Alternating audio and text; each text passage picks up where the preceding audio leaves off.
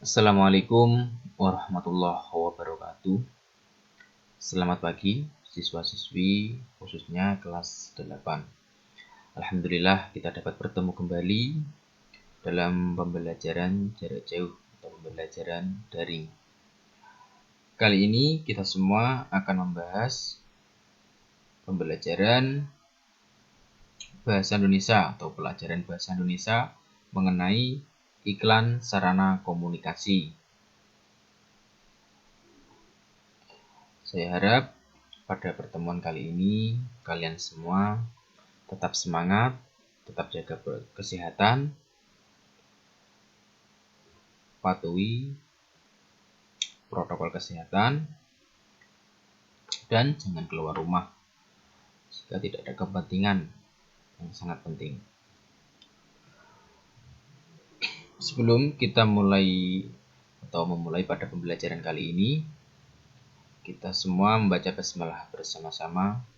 Semoga pada pembelajaran kali ini kita semua diberikan kemudahan, kelancaran, serta kemanfaatan.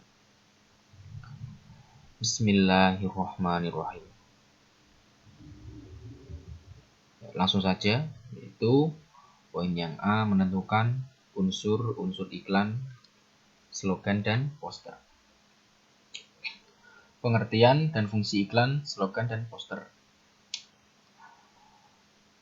Iklan merupakan kegiatan memberitahukan atau menginformasikan suatu hal, barang, atau jasa melalui media massa. Media massa ini biasanya dapat diinformasikan melalui televisi, radio, koran, majalah, dan lain-lain. Yang sering kita jumpai itu biasanya melalui media televisi, media massa televisi. Iklan juga dapat dijadikan promosi atau pengenalan produk, informasi barang, atau jasa.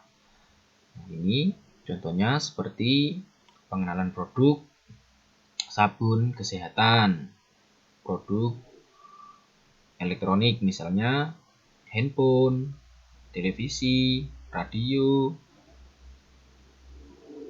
dan lain sebagainya. Nah, itu biasanya perusahaan elektronik biasanya menggunakan iklan sebagai alat untuk informasi atau pengenalan produk yang diproduksi.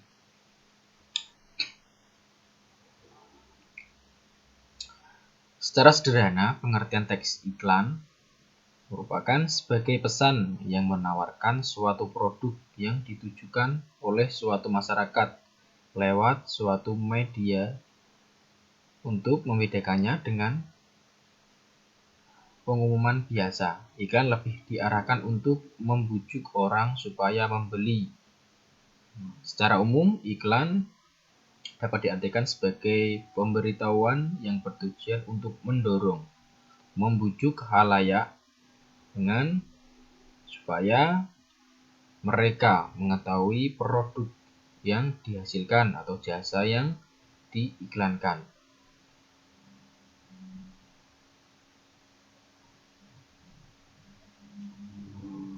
Kemudian kepentingan iklan. Yang pertama yaitu perusahaan bisnis komersial dapat menjual barang dan jasa. Kemudian dalam dunia perkantoran untuk mendapat karyawan. Misalnya pada dunia perkantoran dibutuhkan staf administrasi atau staf pada produk barang atau karyawan yang membuat barang. Biasanya mengiklankan atau mencari karyawan pada iklan atau bisa diartikan sebagai iklan lowongan pekerjaan. Kemudian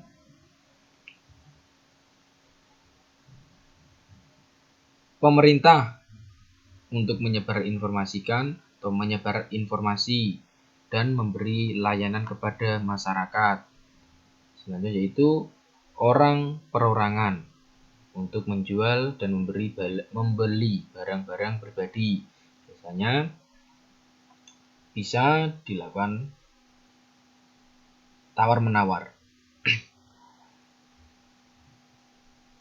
Fungsi iklan biasanya sebagai media informasi atau sebagai media promosi atau pengingat. Itu fungsi dari iklan. Selanjutnya yaitu tujuan iklan.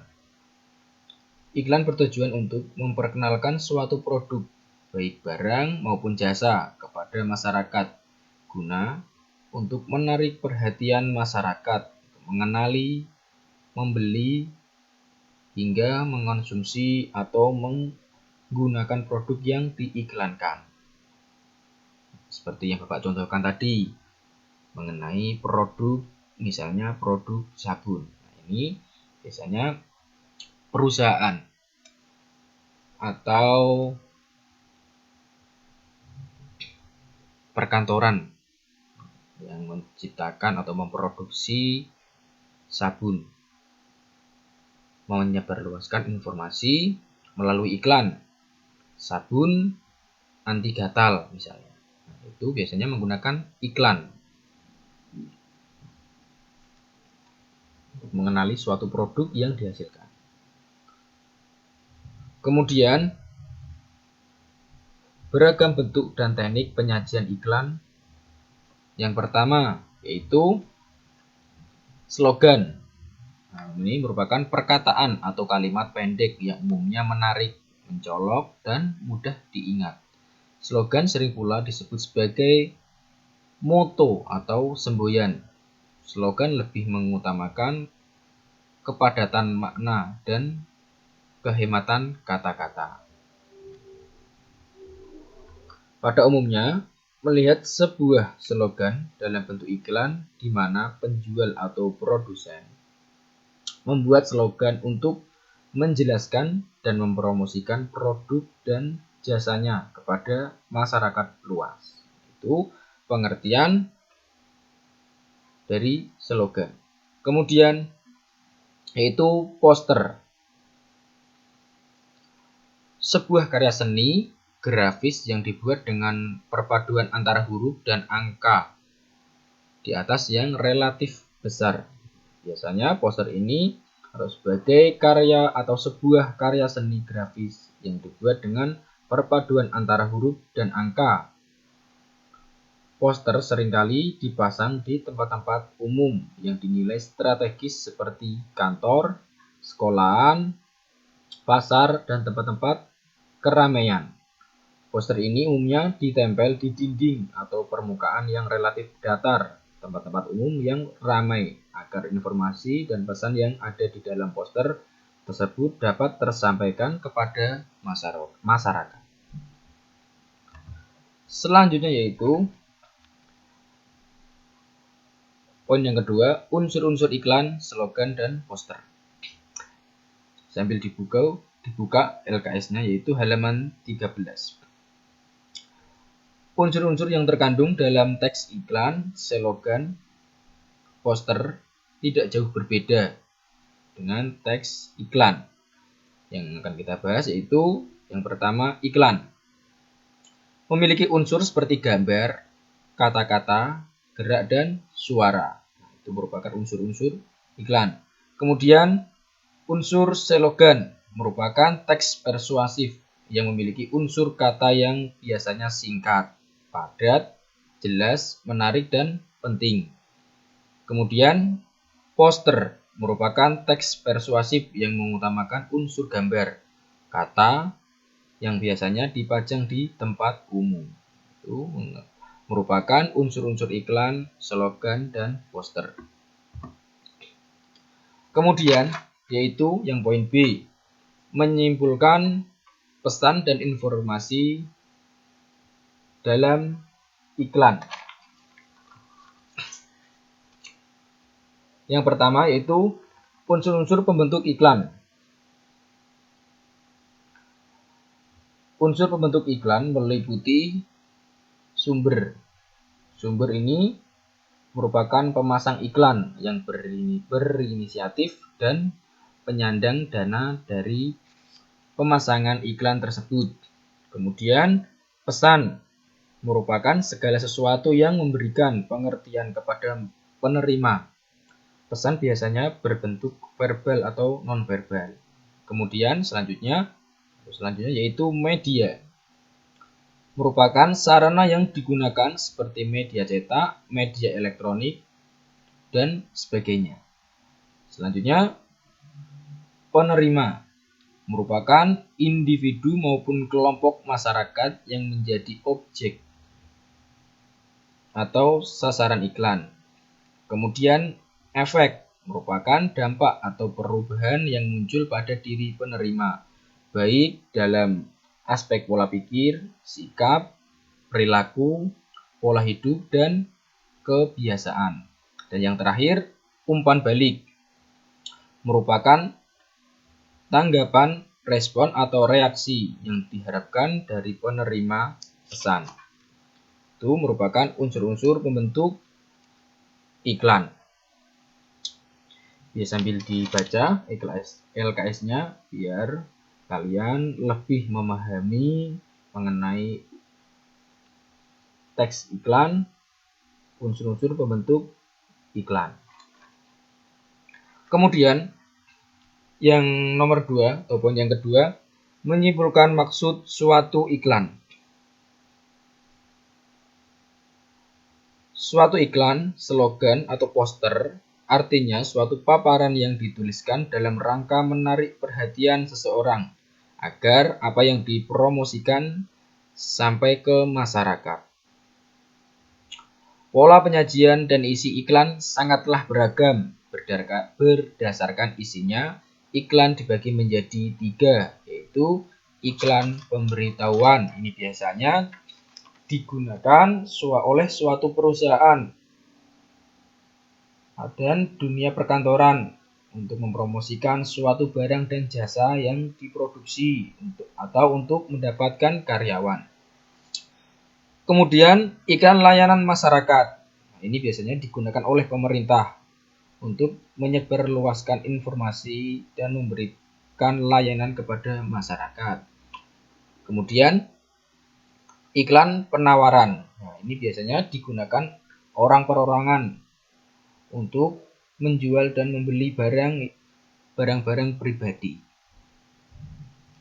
Sedangkan berdasarkan tujuan iklan dibagi menjadi 2, yaitu iklan strategis. Itu digunakan untuk membangun merek atau citra positif suatu perusahaan. Kemudian iklan taktis digunakan untuk mendorong konsumen agar segera melakukan respon dengan merek tertentu. Itu merupakan tujuan iklan atau sebuah tujuan iklan. Kemudian poin yang ketiga yaitu menceritakan kembali teks iklan. Berdasarkan isinya, iklan dapat diklasifikasikan menjadi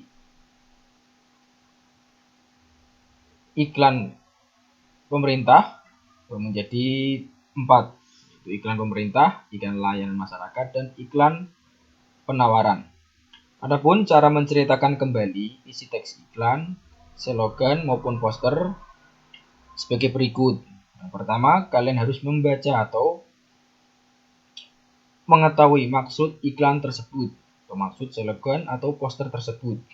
Kemudian, tentukan informasi yang ada dalam teks tersebut. Setelah menentukan informasi atau mengetahui maksud dari iklan tersebut, kemudian menceritakan kembali isi dalam teks tersebut dengan kalimat yang jelas dan benar. Itu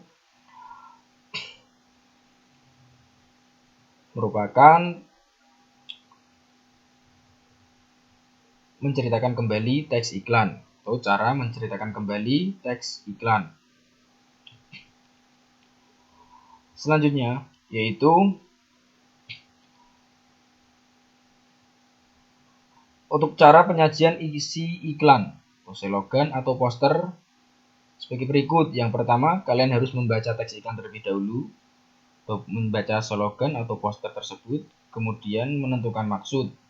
Nah, sama seperti menceritakan kembali.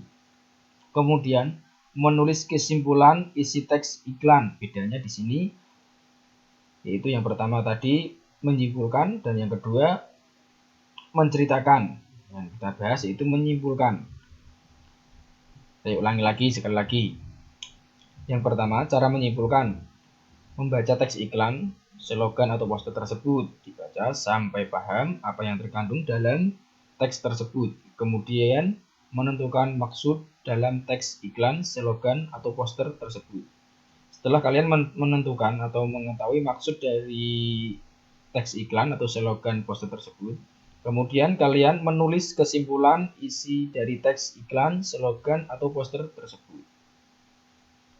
Nah, itu pada pertemuan kali ini saya cukupkan. Untuk latihan soal, nanti kalian mengerjakan latihan soal yang terdapat pada link yang berada di bawah video ini. Nanti dilihat videonya terlebih dahulu sampai selesai. Jangan terburu-buru supaya nilai kalian baik dan bagus. Saya cukupkan. Terima kasih. Kurang lebihnya mohon maaf. Assalamualaikum warahmatullahi wabarakatuh.